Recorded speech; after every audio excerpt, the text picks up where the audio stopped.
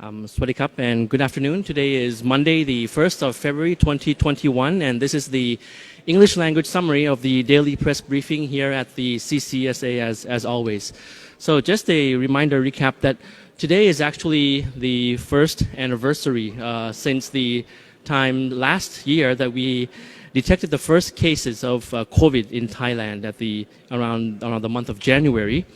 Also to recap that the CCSA has recently approved the revised categorization of the various provinces into around 4 different levels, as we recapped the other day, of disease control zones and relaxation of measures for each zone according to the extent of local transmission and according to the various criteria and different diverse situation in each area, which comes into effect today, the 1st of February 2021. And at present, only Samut Sakhon province, which is the epicenter of this new wave of COVID, is in the maximum and strict control zone. Maximum and strict control zone with restricted access into and out of the province.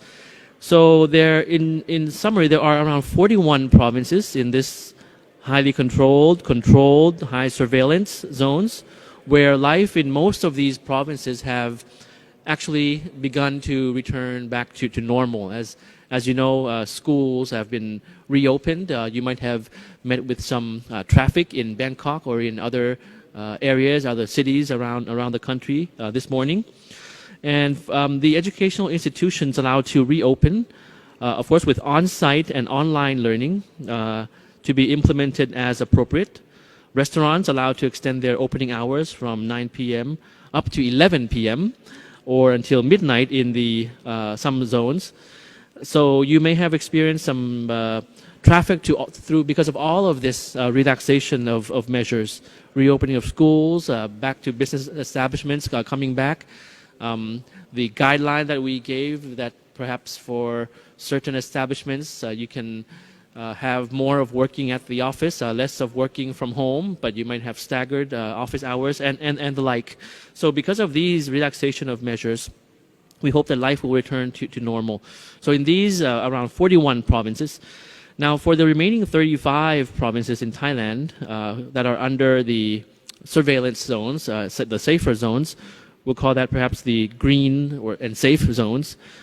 This is a promising sign for recovery that it's up to number 35. 35 provinces in Thailand are actually green on the map, on the maps that we have seen quite often in the Thai language briefing.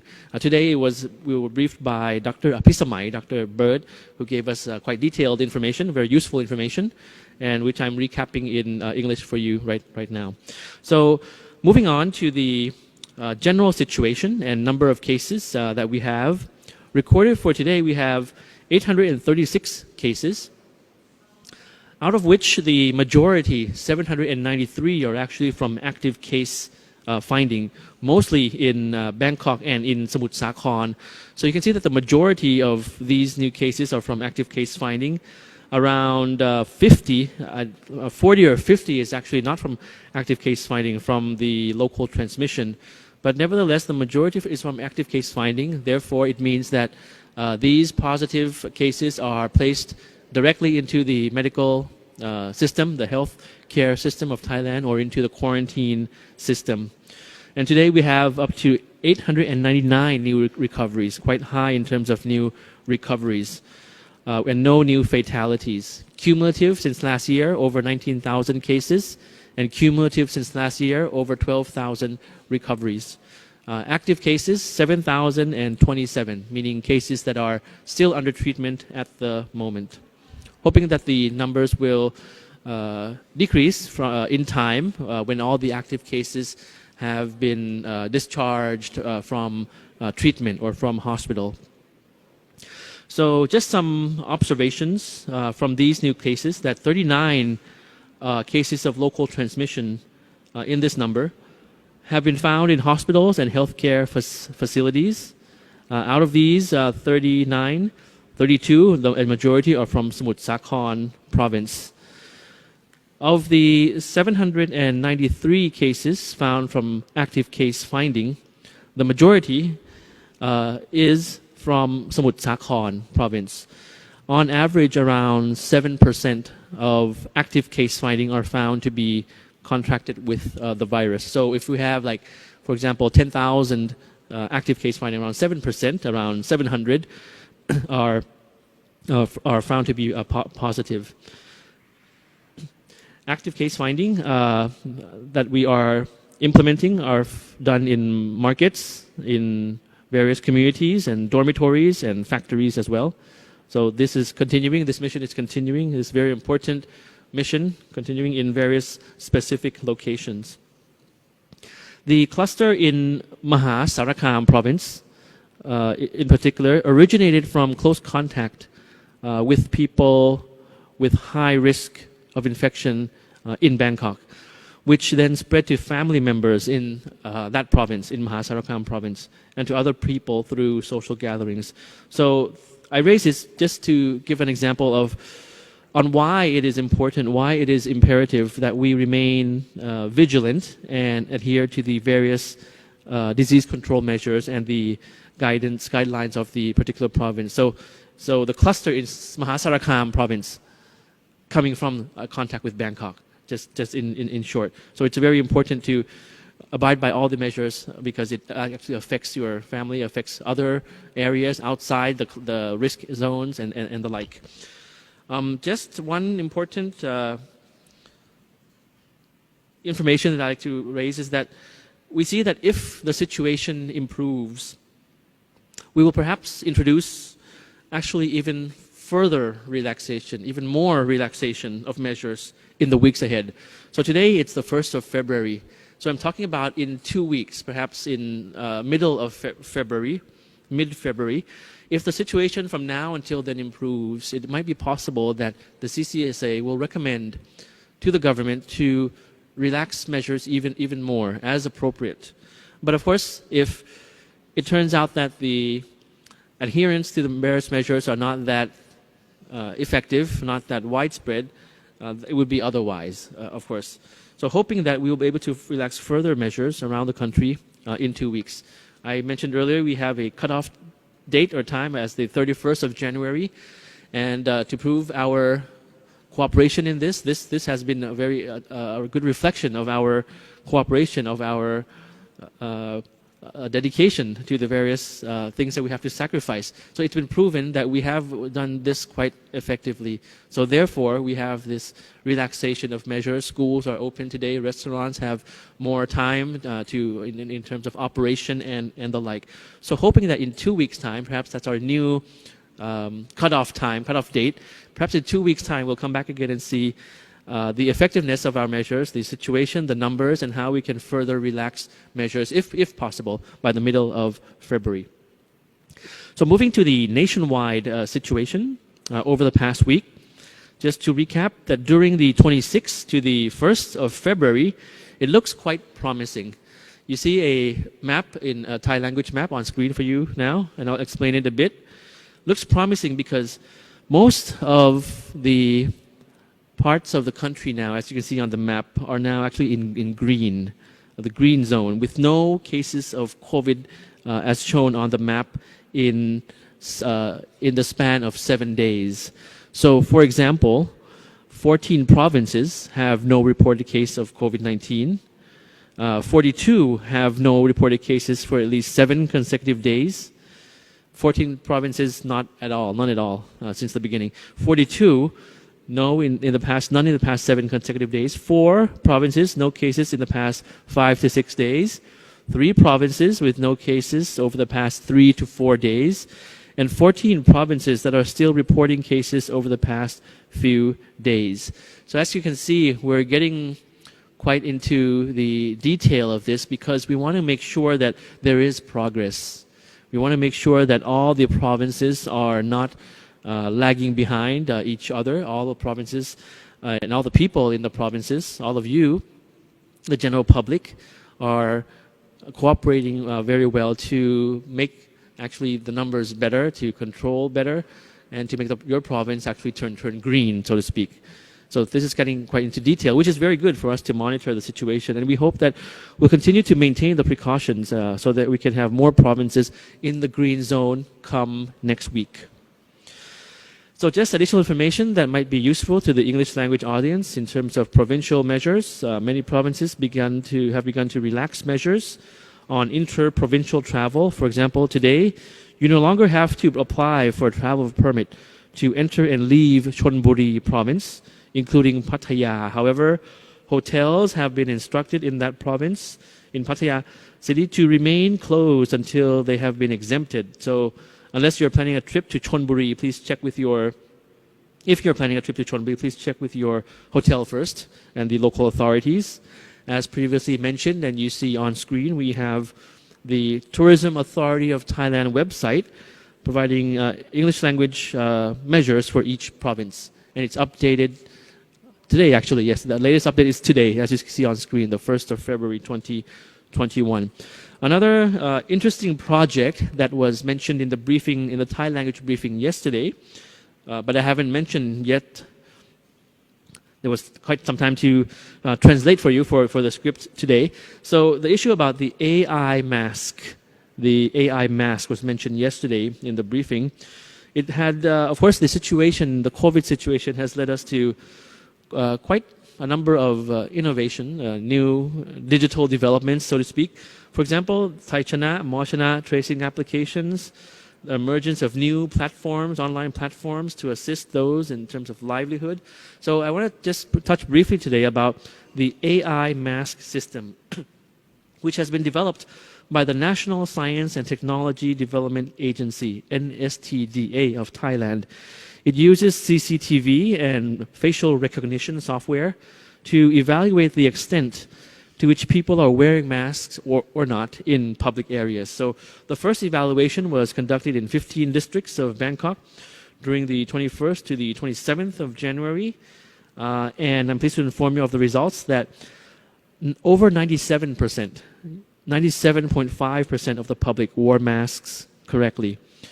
Only 1.42% wore masks on their chin, which is not correct. And 1.05% did not wear masks at all, which is very bad, deplorable. So we'd like just to thank everyone who are complying with DMHTT guidelines on distancing, mask wearing, hand washing, temperature checks, and the use of the Mochana, Thaichana applications.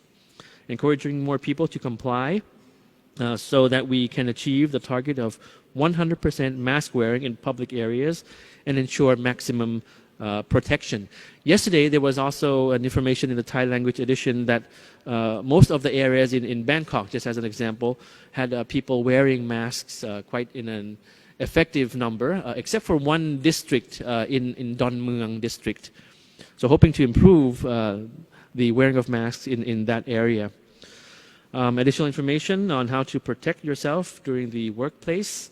Of course, as you return from work this month, whether it's you are school teachers, lecturers, because schools are open, and other professions, emphasizing personal precautions, because you can't be certain whether your colleagues visited areas of risk or have been in close contact with asymptomatic colleagues. Your workplace is, of course, considered an area of risk in spreading the virus, if that's the case, and it's important that you continue to wear masks at your office. So the PRD and the World Health Organization have prepared some infographics, some information on survival tips for your workplace during COVID and getting your workplace ready for COVID. Some of the actions include regularly cleaning desks, providing alcohol gel at your workplace, advising those who feel sick to stay home. So these infographics can be found on the social media outlets of the World Health Organization, WHO, and the Public Relations Department as well. Highly appreciate it if you can help raise awareness of this in your offices and in your community.